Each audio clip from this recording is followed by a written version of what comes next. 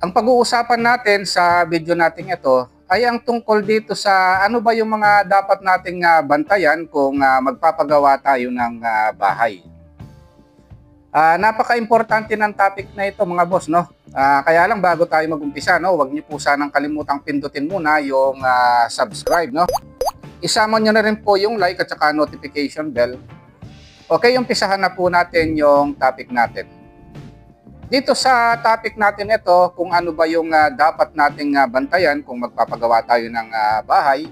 Ang una nating pag-uusapan mga boss, halimbawa no, kung nagpa-survey na tayo ng lote, tapos meron na tayong kompletong plano, no, architectural, structural, plumbing, electrical, etc. no, na pagawa natin kay architect, no, na bigyan na tayo ng bill of materials, bill of quantity, lahat ng permit, no, na ayos na natin, building permit, yung mga clearances, so ready for construction na tayo, no. Ang una nating babantayan mga boss, kung halimbawa meron tayong time para mag-supervise ng ating pinagagawang bahay at pinakontrata lang natin ng labor, no. Ang gagawin natin, yung mga materyales bibilin na natin, no? Nagpagawa tayo ng bodega. Ang una nating babantayan mga boss, yung mga materyales natin, no, na o-orderin, no?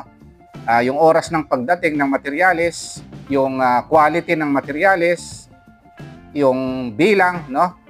Tama ba yung taba ng bakal para sa poste natin, pundasyon, yung semento, tama ba yung bilang, yung buhangin, graba, no?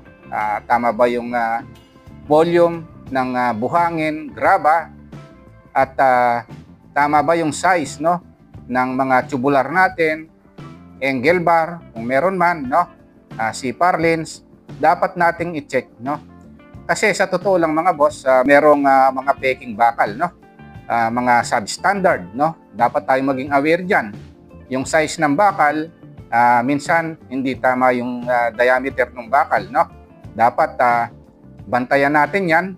Sukatin natin yung bakal na binibili natin, no? Kung tama ba, pati yung kapal ng tubular, yung C-purlins, check natin kung tama yung kapal ng mga 'yan, no? Yan yung una nating babantayan, no? Pangalawa, ang babantayan natin yung pag-layout nila, no? Yung tama ba yung pag-layout nila? Maayos ba silang mag-layout? Kasi pag yan ang hindi maayos, malaki yung magagastos natin sa materialis tsaka sa labor, no? Malaki ang epekto niyan sa pinagagawa nating bahay, no? Yung paghuhukay nila, babantayan din natin yan, no? Pag yung site na tatayuan ng bahay ay tinambakan, kung halimbawa sa plano, no, ang lalim ng pundasyon ay 1 meter, yung halimbawa yung tinambak na dun sa pagtatayuan ng bahay ay 0.3 meters, so yung tambak na yon ay hindi kasama, no, sa lalim na uhukayin natin. So dapat ang magiging lalim ng hukay natin, no, ay instead na 1 meter lang, dapat 1.3 meters, no. Yung 0.3 meters na tinambak ay huwag nating ibilang yon, no. Dapat bantayan nyo yan. Tapos sa pundasyon mga boss, i-check nyo, no, kung tama ba yung ginawa nilang size ng puting, yung kapal ng pundasyon, no. Tapos yung dami ng bakal, yung taba ng bakal, tama ba yung nilagay na lang size ng bakal, no? Ang pinaka-importanting bantayan mga boss sa pinagagawang bahay, yung pundasyon, no? Siguraduhin natin na matibay yan, no? Ayan yung tama ba yung mga bakal, no? Yung size nila. Bukod dyan, yung class ng concrete na ginamit dyan sa pundasyon, sa poste, size ng poste, size ng biga, tama ba, no? By the way, meron akong isang video mga boss, sana panoorin nyo yung diniscuss ko sa isang video ko, no, na paano ba yung mga iba't ibang class ng concrete, no? Kung Class A, Class B, Class C, M5, M7.5, no, M10, M15, na-discuss ko 'yon, no. Sana panoorin niyo yung mga 'yon. Dapat nyong bantayan 'yan, no. Importante 'yan, yung tibay ng pundasyon, tibay ng poste, tibay ng biga, tama ba yung pagkakalagay ng mga anilyo, tama ba yung spacing, tama ba yung diameter ng bakal. Dapat yung bantayan 'yan, no.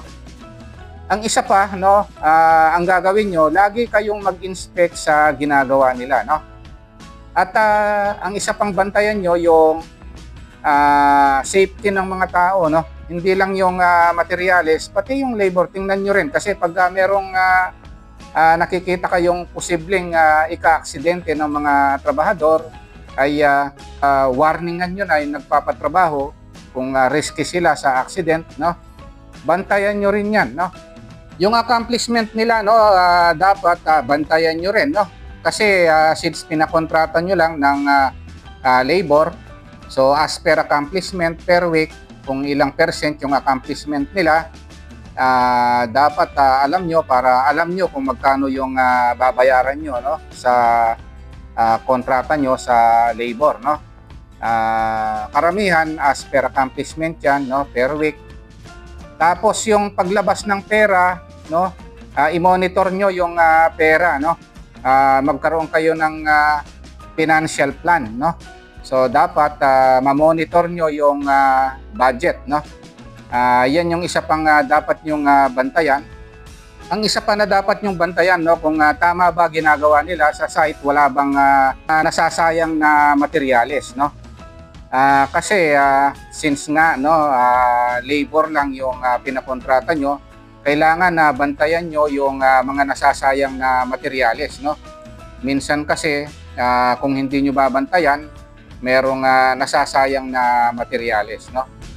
Ngayon, kung wala naman kayong time, no, at pinakontrata nyo ng labor at materyales, no, siguraduhin nyo na meron kayong tamang kontrata, lahat detalyado, no. Bantayan nyo kung tama yung materyales na ina-apply diyan sa pinagagawa nyong bahay, no. Base dun sa plano na pinagawa mo kay architect, no. Okay, ayun lang mga boss, no. Kung nagustuhan nyo itong video natin, huwag nyo po sanang kalimutang pindutin muna pala, no, yung subscribe, no, dito sa maliit pa lang nating channel. Isama nyo na rin po yung like at saka notification bell. Thank you very much at God bless.